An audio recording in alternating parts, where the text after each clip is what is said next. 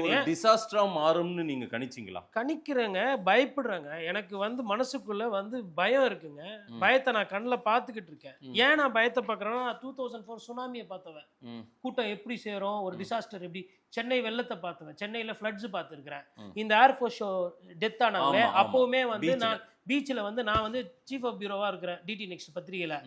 நான் அன்னைக்கு சொல்கிறேன் இது வந்து பெரிய பிரச்சனையாகவும் இது ஏடாகூடமாக ஆக போகுதுன்னு நான் மற்றவங்க கிட்ட பேசிக்கிட்டு இருக்கேன்.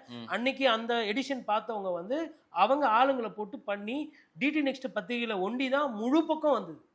அப்போ என்னன்னா என் கூட வேலை செஞ்சவங்க, என்னோட சீனியருங்க எல்லாருமே ஒரு புள்ளியில வரோம்.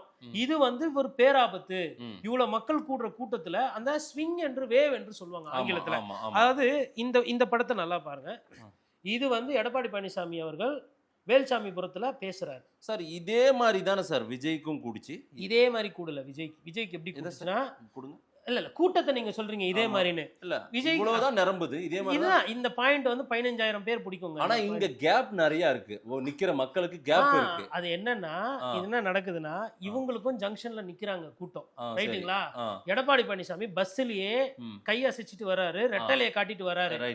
பார்த்த உடனே ஒரு 30% பேர் என்ன பண்றாங்கன்னா, பார்த்த உடனே வாழ்த்து தெரிவிக்கிறாங்க, இல்ல பாக்குறாங்க, இல்ல போன்ல எடுக்கிறாங்க, இல்ல நம்ம ஊருக்கு இவர் வராரு என்ன ரெஸ்பாண்ட் பண்ணாம நிக்கிறாங்க. வேடிக்கை பார்த்துட்டு கிளம்புறாங்க. ஒரு 30% பேர் என்ன பண்றாங்க, அந்த பஸ் பச்சை கலர் பஸ் வந்த உடனே பார்த்துட்டு 30% பேர் வேடிக்கை பார்த்து கிளம்பிடுறாங்க.